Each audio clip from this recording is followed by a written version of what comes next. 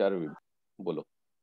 हाँ, मैंने आपको उस दिन बताया था कि जो मेरी मम्मी है उनको बहुत सारे डिसीजेस हो चुके हैं करके। हम्म। जैसे कि सबसे पहले तो उनको कैंसर हुआ, उसके बाद में उनको हार्ट अटैक आया हुआ है। हम्म। उसके बाद में उनका आई का ऑपरेशन हुआ है। तो आई का ऑपरेशन यानी छोटा नहीं, बहुत बड़ा रेटिनल डिटैचमेंट का ऑपरेशन हुआ है। हम्म। और उसके बाद में उसके बीच में उसका किडनी का भी ऑपरेशन हुआ है। हम्म। और ऐसे यानी उसके शरीर के जो ऑपरेशंस जो बोल सकते हैं अपन, बड़े बड़े ऑपरेशंस हुए हैं। बट उन सभी ऑपरेशन से वो ठीक होके आती है, मगर उसमें जो बॉडी जो बोलते हैं पूरा टोटली वीक हो चुका है, यानी जो ओके। शरीर। हाँ। और अभी जैसे कोरोना चल रहा है, हम्म। तो कोरोना के अभी जैसे इंसान को इतनी तकलीफें रहती है, तो इंसान ये सोचता है कि भाई मेरे को इतनी तकलीफें है तो मैं क्यों जीऊँ, जैसे चल रहा है वैसे चलने दो, हमने हम्म। नहीं जीना चाहिए। या इतना तकलीफ हो रहा है कि मेरे पेट में दर्द दे रहा है, मेरा ये ऑपरेशन, अभी आंखों का अगर ऑपरेशन बोलेंगे रेटिनल डिटैचमेंट का, वो इतना बड़ा ऑपरेशन रहता है कि अभी उसकी जो दृष्टि है उससे उसको बहुत कमजोर दिखाई देता है। हम्म। और हार्ट का ऑपरेशन जो है उसकी वजह से अभी कोई भी चीज उठा नहीं सकती है, तो हर काम, और रहती अकेली है, यानी ओहो। भाई वगैरह कुछ नहीं है। मैं एक सिंगल डॉटर हूँ। वो रहती अकेली है, घर के अंदर में अकेली सब करती है, अपना काम जो भी है सब करती है। बट उसके अंदर जो जीने की इच्छा रहती है कि नहीं, मैंने जीना चाहिए, मैंने जीना चाहिए, तो वो इच्छा उसमें इतनी जागरूक रहती है। तो कभी कभी ऐसे लगता है कि अपने को लगता है कि भाई इतना सब कुछ उसके साथ में हो चुका है, तो ये इतना सहन कैसे कर रही है, इतना सहन कर करके अकेली कैसे रह रही है। तो ये सब चीजें क्यों है उसके मन में, ऐसा मुझे लगता है। और एक एक ऑपरेशन के लिए भंते जी आप सोच नहीं पाएंगे कि 2-2 3-3 लाख रुपए लग चुके हैं। पैसा भी, यानी मैं तो उसको बोलती हूँ कि तूने डॉक्टर को दान कर दिए हैं, डॉक्टर को, यानी सारे पैसे तूने डॉक्टर को ही दिए हैं, उनके घर भरे हुए हैं। और मैं जब उसको कहती हूँ कि हे देखो कि बुद्ध वंदना करो, या फिर धम्म की तरफ जाओ, थोड़ा सा स्पिरिच्युअलिटी की, मला नको सांगू ते काही, तू माझ्यानी होत नाही ते, माझे पाय दुखतात, माझी कंबर दुखते, ते माझ्यानी नहीं होत। मैं उसको जबरदस्ती करवा करवा के अभी थोड़ा सा 1-2 दिन से बिठा रही हूँ, बट वो भी उसको यानी नहीं लगता है, यानी स्पिरिचुअलिटी की तरफ भी मन नहीं जाता। और इतना साइकोलॉजिकली मन इतना खराब हो चुका है उसका हम्म। कि उसके साथ में अगर मैं भी रहना चाहूँ, मैं बेटी हूँ या कोई भी, 3 दिन भी उसके साथ में नहीं रह पाएंगे, इतना साइकोलॉजिकली मन भी बहुत खराब हो चुका है। लेकिन अभी कोरोना है तो मुझे कोरोना नहीं होना चाहिए, मैं मरना नहीं चाहिए। मरूंगी मैं तो कैसे मरूंगी कि मेरा देहांत होना चाहिए, उसमें वो पानी पूजा सब करना चाहिए, वैसा मैं मरूंगी। कोरोना से लोग उधर फेंक दिए जाते हैं वैसे मरते हैं, वैसा नहीं मरना है मुझे। इसलिए खुद का इतना प्रोटेक्शन करती है कि बाहर में सैनिटाइज करेंगी, गेट सैनिटाइज करेंगी, अपना हाथ सैनिटाइज करेंगी।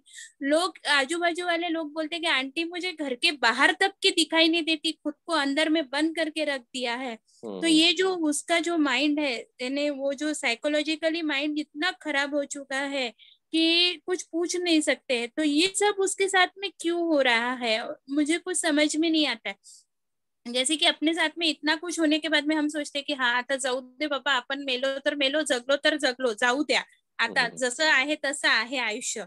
हाँ, हम्म। तो ये नहीं सोचते हैं वो, नहीं मुझे जीना ही है कुछ भी हो जाए। क्या उम्र होगी उनकी? अभी उनका उम्र है 58 चल रहा है, और 45 से उसको ये सारी बीमारी है। मैं जब 12 12th क्लास में थी तब से मेरे पापा तो पैरालिटिक थे, तो इसलिए उनका करना पड़ा। उसके हम्म। बाद में उनका हो गया तो मेरे को मम्मी क्या का कह रही है? करना पड़ा, मम्मी का हॉस्पिटलाइजेशन सब करना पड़ा। हम्म। तो ये जो है ये तब से उनका समझ में नहीं आता कि ये सब क्यों है करके।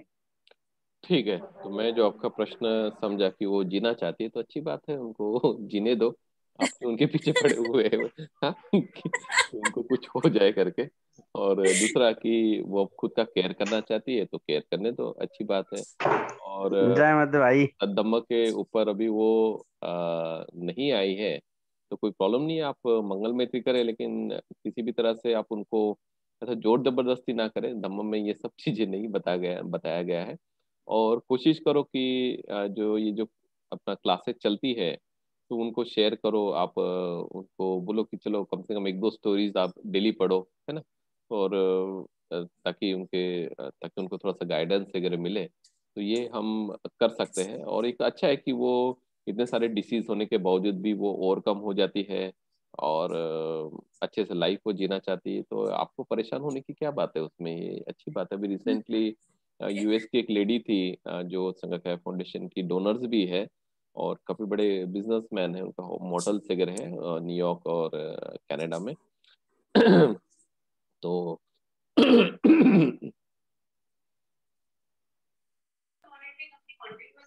तो उनको भी बहुत सारी बीमारी वगैरह थी।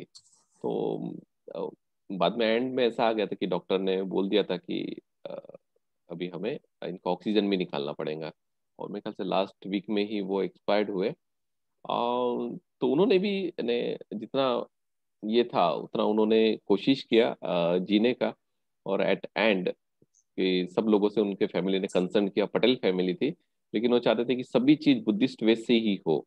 कट्टर हिंदू इसमें के लोग थे, लेकिन फिर भी जो गोयंका जी के कांटेक्ट में आने की वजह से वो चाहते थे कि हर एक चीज बुद्धिस्ट वे से ही हो।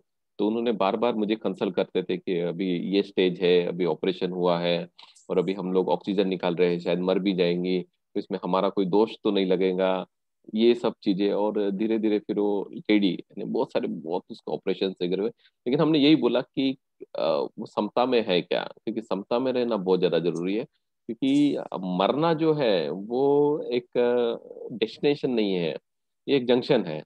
तो जैसे हम लोग कपड़े बदलते हैं तो उसी तरह से बॉडी को भी अभी दूसरी एक बॉडी चाहिए रहती है। तो समता में रहना बहुत ज्यादा जरूरी है। और उन लोग तो ये 31 लोग पे भी उन लोग विश्वास करने वाले थे, तो उन लोग चाहते थे कि मरने के बाद में उनको देवता लोग प्राप्त हो या फिर मनुष्य लोग प्राप्त हो। तो इसके लिए वो प्रयासरत थे।